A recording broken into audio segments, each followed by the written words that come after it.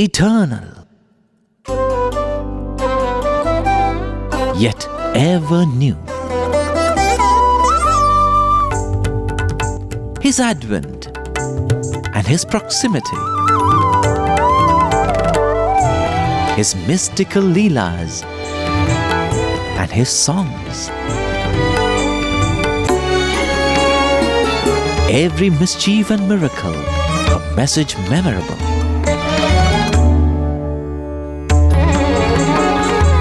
Every pain and travail, a precept enacted.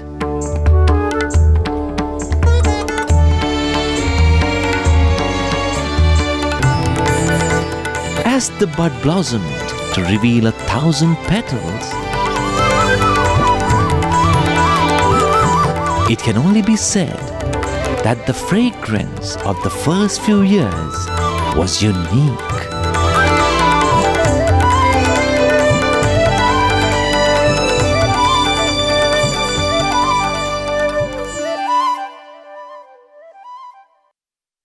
Seshamaraju had a very high ambition for his younger brother.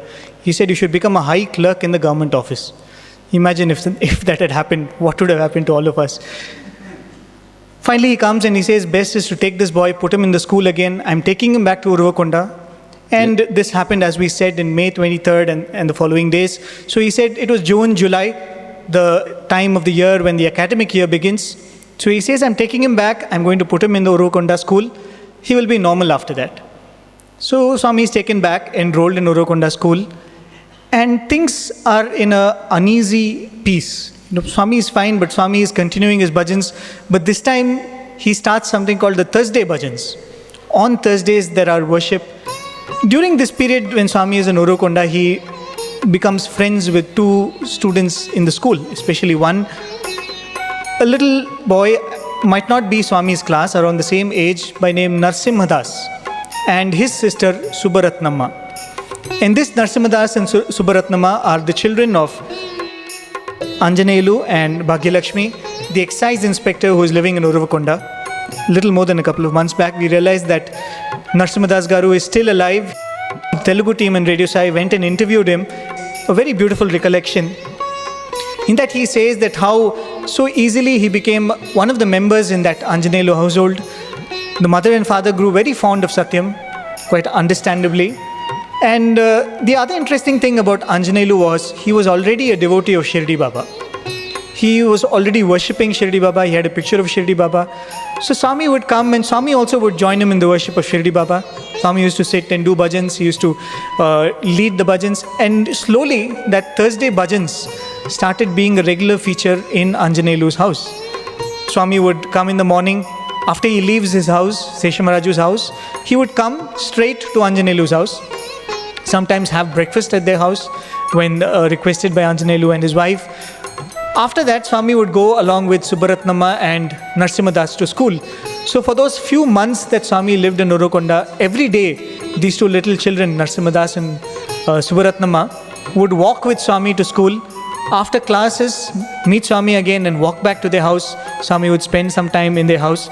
And this person grew very fond of Swami. He would address Swami like one of the children in the house.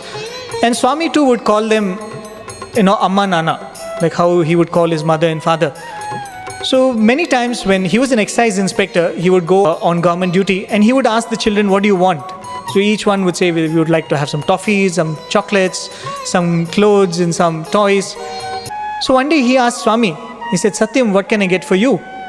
And Swami said, get me a statue of Shirdi Baba. So this man was surprised. He was a worshipper of Shirdi Baba, but he had never come across a statue of Shirdi Baba. So he said, I've never seen, where can I get it? Sathyam told him that, don't worry, you go into the fair, there you will find the statue. And that is when he goes and he finds the statue, and this is that very statue. And when we spoke to Shri Narsimhadas Garu, he said that surprisingly it's an ordinary statue, maybe made of terracotta or something like that. But even to this day, it is in the possession of that family. It has been passed on to his son. In Uravakonda school too, Swami started becoming a famous poet. He would write plays. And interestingly, we've not gone into that. There are a lot of plays which Swami wrote which was very popular there, and one of it was a play called Parijata Apaharana. It's a famous story of Krishna getting the Parijata flower and giving to Rukmini. That kind of makes Satyabhama very jealous, and she asks for the whole tree. Swami would be the writer, Swami would be the director, Swami would take the role. But in this particular drama, as we all know, the hero is actually Krishna. But instead of taking the role of Krishna, Swami takes the role of Satyabhama and gives the role of Krishna to Narsimdas. But many years later, when he recollects this particular choice of casting, he says that there is one particular scene where Satyabhama kicks Krishna with her feet. So because Swami became Satyabhama and he was Krishna, he had the divine opportunity of being kicked by Swami. And he says many years later, he writes an article saying that the fortunate one to be kicked by the Lord himself. Parijata Apaharanam was not the only drama that Swami wrote. There are many dramas that Swami wrote, and the most famous among them is the one called Cheppinatlu Chestara. When Swami came to the Uravakonda school, he was a hero. Means everyone had heard about, oh God, what all this boy has done already. The first day when he walked, possibly everyone spoke in hushed tones in the corridors. But that would happen only for a little time, because Sathyam was so jovial, so loving, so kind. He soon became everybody's friend. Everybody adored him. And as Prem said, every Thursday, there would be no afternoon classes for Sathyam, because it was accepted that every Thursday he is possessed by Shirdi Baba. Actually, the school also shuts down because he goes and sits on the Lord's pedestal, and the teachers and students come and sit in the devotees' pedestal. There would be a line and like an interview it would be going on. So that was how Swami became a hero in school. He was the monitor in the class. This is a very, very rare photograph. This is possibly the first ever photograph of the young Swami. This is the ground in which Swami would lead the prayer. The building on the other side is the school. So Swami would lead the prayer with Ahar Ahatava.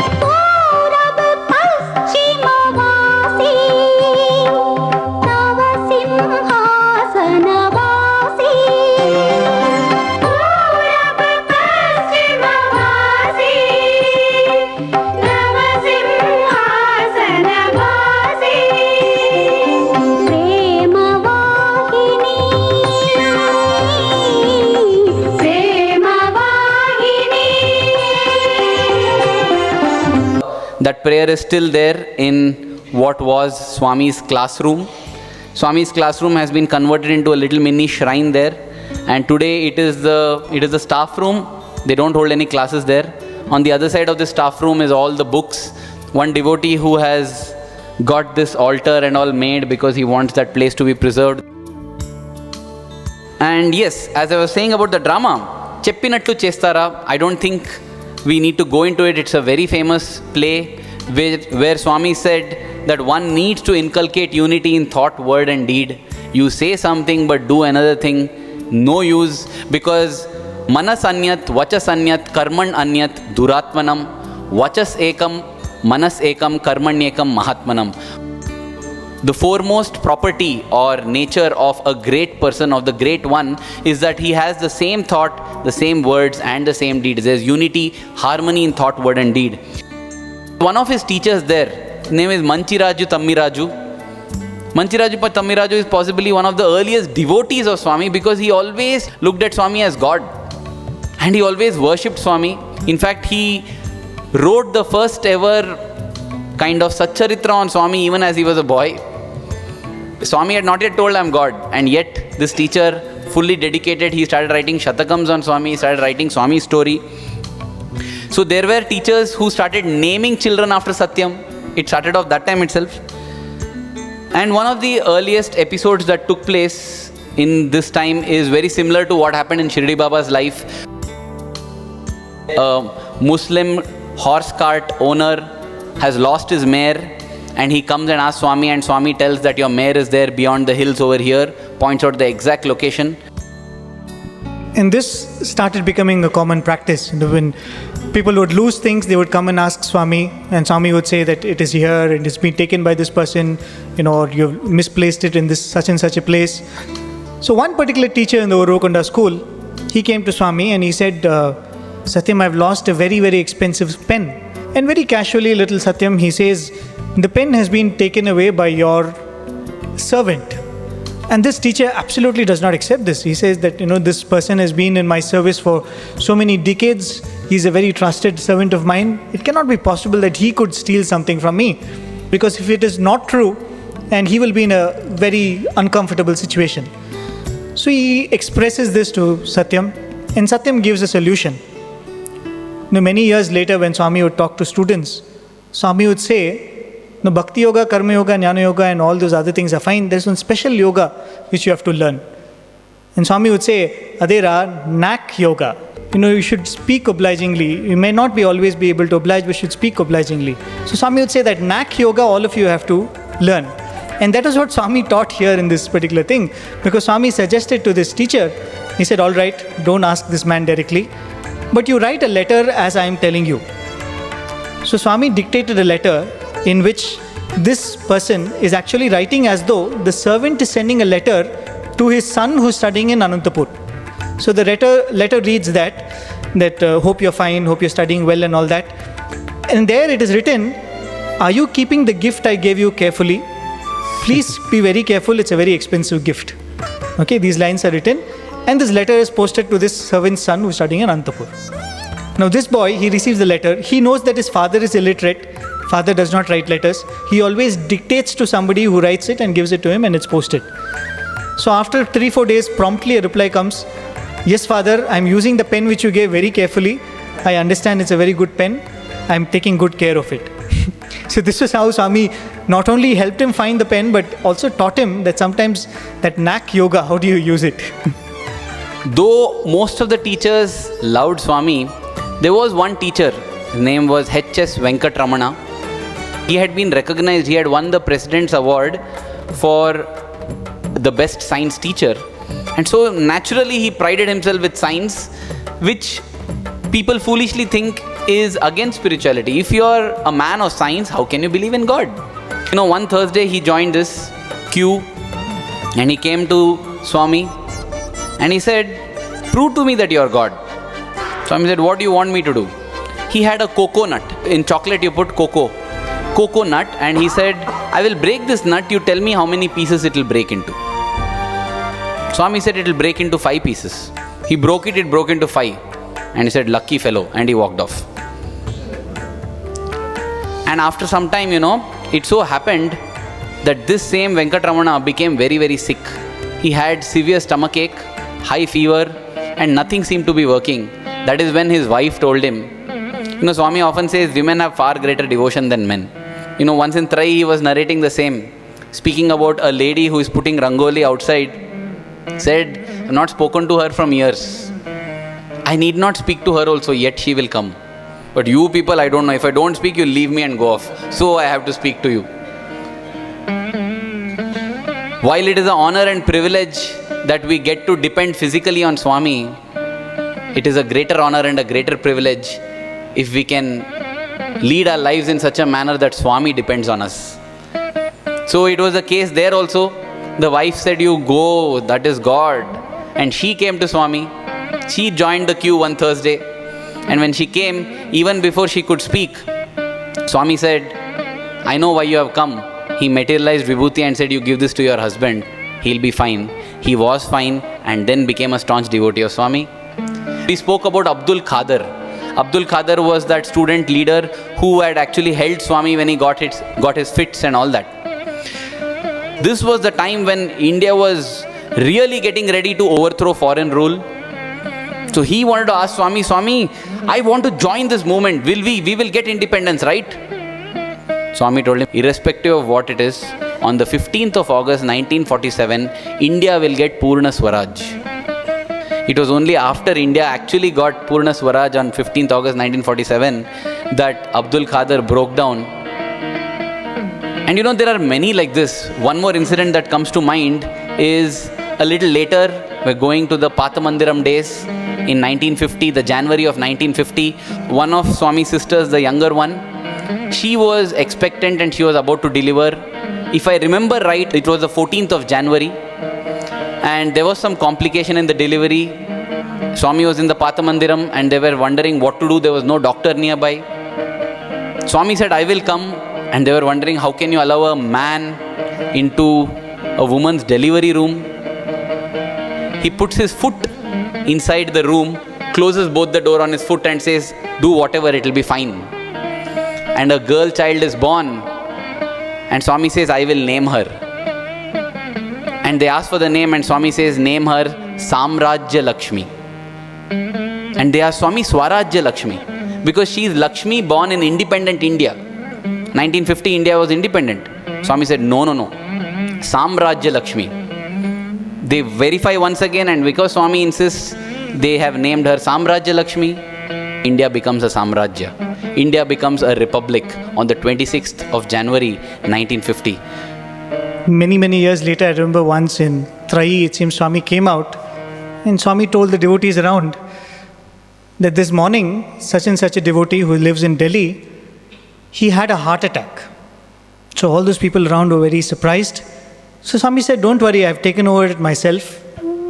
I was sick a little in the morning, but now I'm fine. So I've taken it over, he's fine now. So immediately after darshan, these people go up and they call up this particular devotee and they said, are you fine? This is what Swami said. That Swami said, you're having a heart attack. And that man had no clue. He said, I'm absolutely fine. I didn't even have discomfort, forget about attack or pain. So in the afternoon, they come back to Swami and they said, Swami, we actually called this person and he asked. And Swami's reply was very beautiful. He said, when I've decided to take it over, you think I'm going to give him side effects and then take it over? So many times, Swami would have done so much for each one of us sitting here, but it is very few times when Swami shows, when Swami reveals, when Swami lets us know that he has done something which is so special. You know, we're talking about the school days of Swami, Uravakonda days, Bukkapatnam days. It is quite understandable that many of these little children who were Swami's classmates, little children who, as Arvind was saying, who were hero worshipping Swami in the school, would have later come back to visit Swami, isn't it? After Swami had established himself, there was a mandir, there was Prashanti Nilayam. One such boy was a Muslim student who was studying in Uravakonda. His name was Miran Moinuddin. One day he had come. He thought that maybe Swami might not recognize me because he's become a Sathya Sai Baba, right? He's quite renowned not only in Puttaparthi, not only in Anantapur. People from Bangalore and Delhi and Chennai and all are coming. So he comes and he becomes part of the devotees group there sitting. And Swami comes and calls him by a name which just that one word is enough. He knows that Swami has recognized him absolutely perfectly. Why? Because when those Uravakonda days, when Swami used to do the Thursday bhajans, a lot of these classmates used to come. They also used to take part in bhajans because you never know, with Swami, every moment is a surprise. So all these little children would come for that excitement. You don't know when Swami would materialize something, when Swami would give something. But bhajans is there, how can we not have prasadam? So after bhajans, some devotee would arrange for prasadam. Most often the Anjaneyulu household. Some of the people, they had issued orders that if anyone sees our children with this Sathyam, you catch them and give them a sound beating. So all these children used to be very scared. Therefore, Miran Moinuddin, whom Prem was speaking about, had been assigned the duty of a watchman. And the minute anybody is coming, he'll give a warning so that everybody can disperse. Whenever he completes his watchman duty successfully, Swami would ensure that he is always given a double dosage of prasadam. The prasadam that was cooked at Anjaneyulu's household. When Moinuddin came and he was sitting and thinking, will Swami remember me? And as Swami came for darshan, Swami walks near and Moinuddin sits up, Swami looks at him and says, "Hey Prasadam Bhakta, you have come." And with that one sentence, the whole bond is rekindled. How many of us have experienced this? Where Swami with one look, one word, one smile, one expression kindles in us an eternity of love and connection, and we begin to feel that, you know what, Swami took avatar road only for my sake. When we started the first day, we started with a small poem which Swami says, where Swami says, "Tanavari gurtimpa tarali vache." He said, "I have come to recognize those that belong to me, those that were always mine, those that are mine, those that always shall be mine." Many years later, one of our students, he had completed his studies. He decided to stay back here. But for some reason, Swami told him that this is not the place for you. You have to go back and live with your parents. So this boy was trying his best to stay back, and Swami was trying his best to throw him out. So Swami would come and give him all kinds of threats. Swami called him for an interview and told him very calmly. He did not hear. Swami told him very rudely. He did not hear. Swami said, "You won't sit with boys anymore, sit with devotees." He did not hear. He was told that you should go back home. He went and came back the very evening. So Swami didn't know what to do with this boy. One day Swami walks up to him. The boy is sitting in darshan.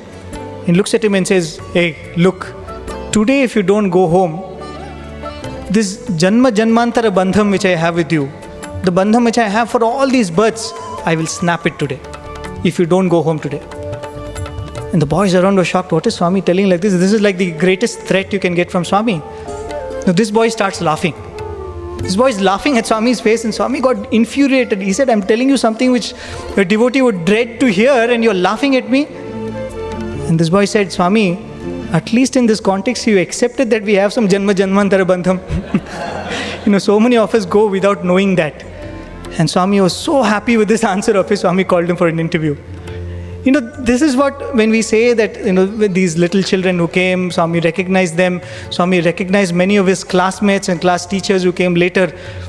Because Swami was here verily for that. He said, "I have come to recognize those that belong to me. There is a crowd of humanity, there is a sea of humanity. I have come to pick those that belong to me." If you read Satyam Shivam Sundaram, part 1, part 2, part 3, one particular experience which keeps repeating is when Swami would do a transcorporeal journey. Swami would go, leave his body, go in to help some devotee. Probably the first recorded transcorporeal journey was what happened in Uravakonda. It was the Dashara vacation, October month.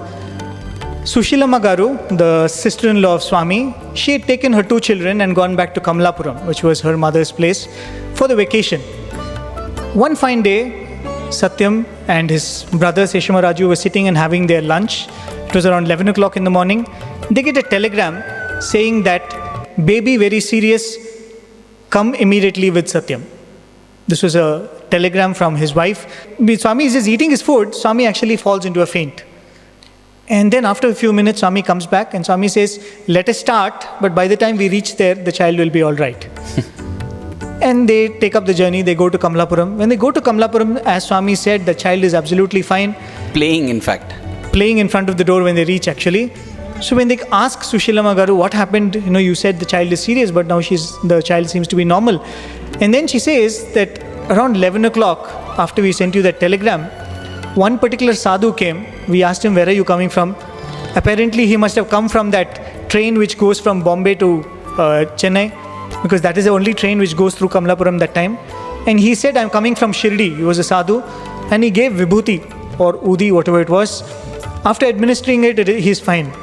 Then Seshama Raju realizes that exactly that 11 o'clock which was being described here, that was the very time that Satyam actually fell into a faint. So probably this was the first transcorporeal journey of Swami which was recorded. And that happened in Uravakonda too.